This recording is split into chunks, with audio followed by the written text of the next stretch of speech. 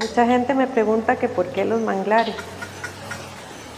Bueno, para mí los manglares generan un apego especial porque cuando yo era niña, mis papás tenían una casa en Mata de Limón, íbamos a temporar. Yo era muy chiquitita, entre unos 8 o 9 años, y lo primero que hicieron mis papás fue decirnos, no pueden cruzar al manglar. Y por supuesto que fue lo primero que hice, nadar el estero y entrar al manglar. Y para mí fue, wow, se abrió un mundo increíble, lleno de figuras, aquellas raíces tan raras, lleno de hojas, de animales. Bueno, fue algo increíble. Hizo que yo me conectara para el resto de la vida con estos bosques. Entonces, yo venía trabajando en mi obra en vidrio, Árboles, el árbol de la vida, y se me hizo una invitación para hacer una exposición y que yo pusiera tema. Estaba recogiendo, por cierto, una pieza de árboles y se me vino a la mente y le dije, bueno, voy a hacer una exposición de manglares. Salí de ahí y llamé a Flor Gallardo y empezamos a conversar el tema y a desarrollarlo y a investigarlo. Y bueno, empecé a trabajar desde el lado del recuerdo de niña, de lo que me deslumbraba, de lo que me llamaba la atención. En este proceso duramos 3 años porque hubo un montón de inconvenientes, entonces después de lo de la pandemia ya buscamos otro lugar que fuera estuviera más asociado a lo que produce un manglar y se presentó la oportunidad de Los Calabozos, que hizo una conexión muy especial para mí porque me produce el encerramiento, la humedad, la liberación, todo lo que yo podía sentir ahí lo encuentro aquí en esta sala. Y empecé a trabajar, como digo, desde el lado del recuerdo. Eran obras muy limpias, diferentes, hasta que tuve la oportunidad de visitar los manglares con 2 personas, don Francisco Corrales del Museo Nacional y doña Margarita Silva del CIMAR, de la universidad. Y de ahí en adelante las obras cambiaron, fue como una explosión de sentimientos, de recuerdos, pero de vivencias, de cosas que estaba viendo, que estaba viviendo. Entonces las obras empezaron a salir ya desde adentro del manglar, cambiaron totalmente. En el recorrido de la exposición se puede ver la diferencia entre lo que era del recuerdo y lo que ya salió a partir del manglar. En estas visitas tuve la oportunidad de entrevistar gente que vive en los alrededores de los manglares. Fue muy interesante, muy importante. Fue un golpe fuerte para mí ver la vida de estas personas y todo lo que ellos sentían, y yo quise expresar todo eso y hacerles un homenaje a estas mujeres pescadoras de pianguas. Hay una obra dedicada a ellas. Y también pude ver lo que estamos haciendo nosotros con los manglares. Entonces hay una obra que para mí es una obra denuncia para poder hacer pensar a la gente de todo lo que estamos haciendo y provocar, cuidar nuestro ambiente y nuestros manglares.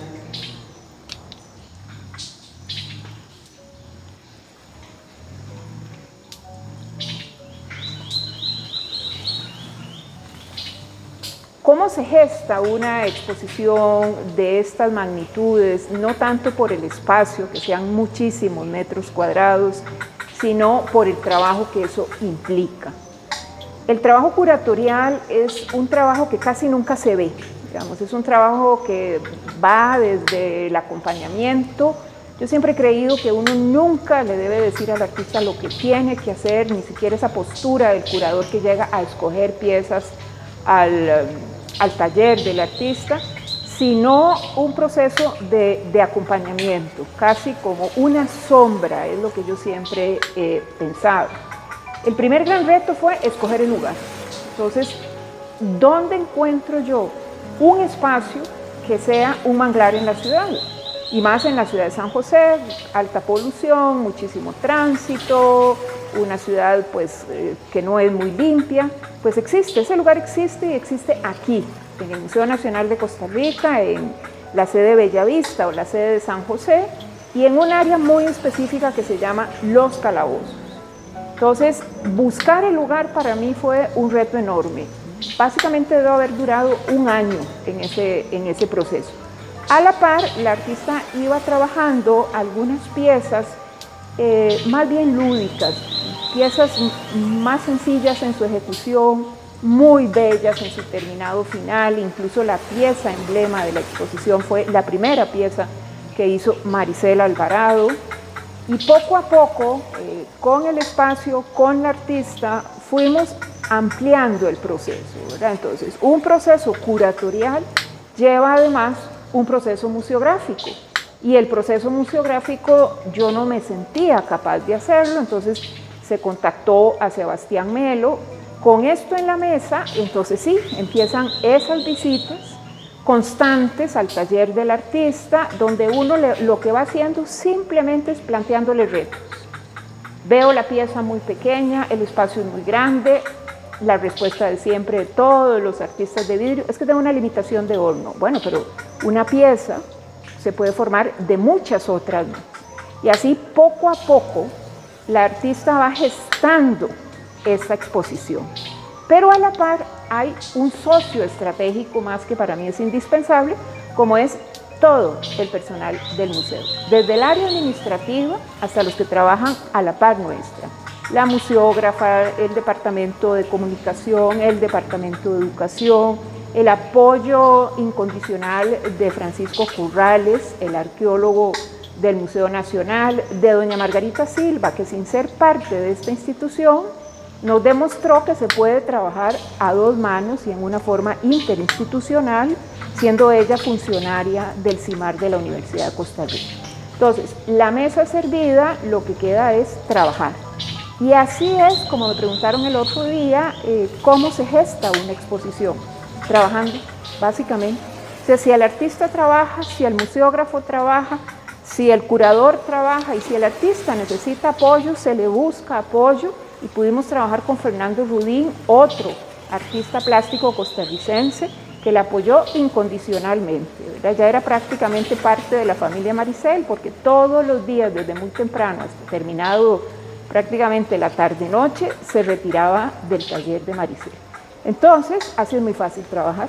O sea, realmente, así al final uno se dedica a hacer una de las cosas que a uno más le gusta, como es escribir. Entonces viene un proceso de escribir un guión, un catálogo, una introducción y finalmente una exposición de esta magnitud, como les digo, a nivel de pieza, de detalle. Se ve también porque la lección aquí no es la importancia del manglar, no es la importancia de trabajar en vidrio, sino la importancia de trabajar como un solo con la artista. Fragilidad es una de mis piezas preferidas y de las que más tiempo me llevó a hacer. Está trabajada en vidrio de ventana, que fue una cosa que me propuse trabajar para demostrar que también se puede trabajar con otro tipo de vidrios, solo que este no fue al horno.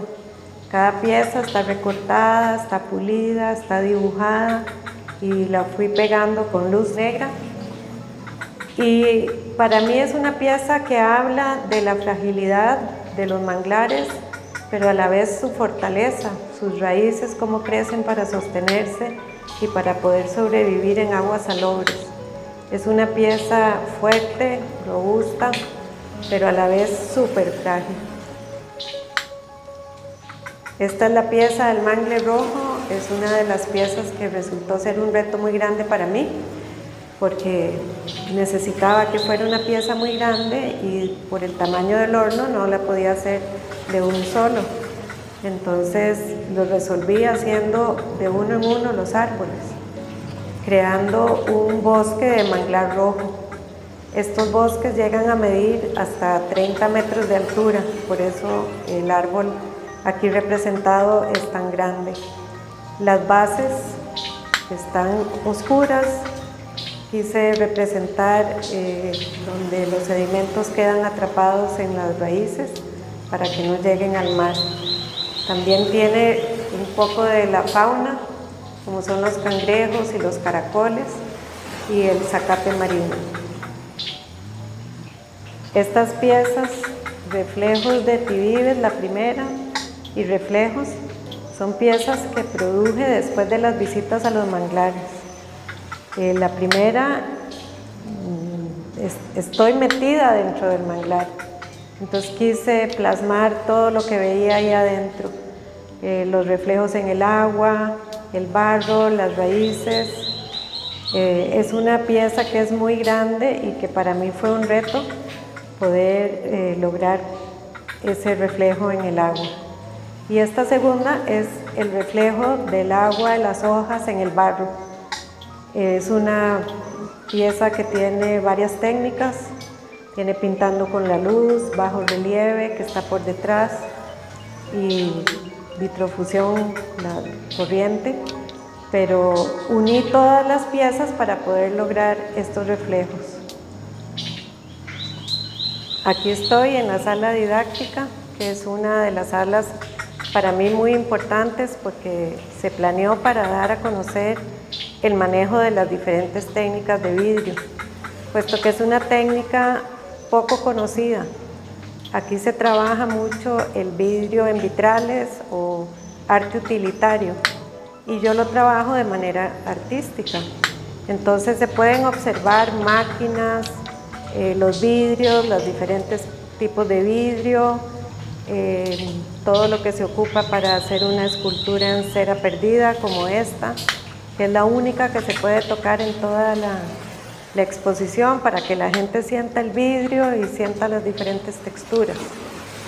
Dentro de la sala podemos ver fotografías de los hornos, de diferentes tipos de hornos, diferentes tipos de pulidoras, de las sierras, de las cosas que necesito para lavar los vidrios o las piezas que salieron del horno, los implementos que se usan como el delantal y las botas, la careta, todo eso que debe estar puesto para poder pulir una pieza.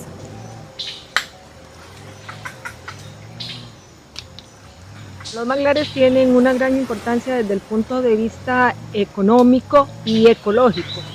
Constituyen un sitio de anidamiento de muchas especies comerciales como peces, como moluscos, como crustáceos. Esto quiere decir que gran cantidad de especies tienen su refugio, nacen aquí, crecen en las zonas de manglares y luego cuando se encuentran en etapa adulta migran hacia aguas abiertas.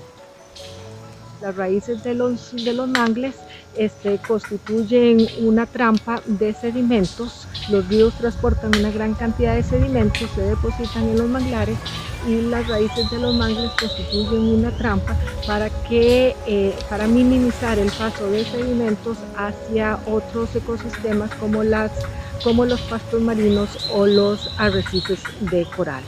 Por el paisaje tan bello que se encuentra en los manglares, muchas comunidades costeras hacen turismo sostenible que no hace daño a los manglares y eso también obviamente constituye una fuente económica para las comunidades costeras.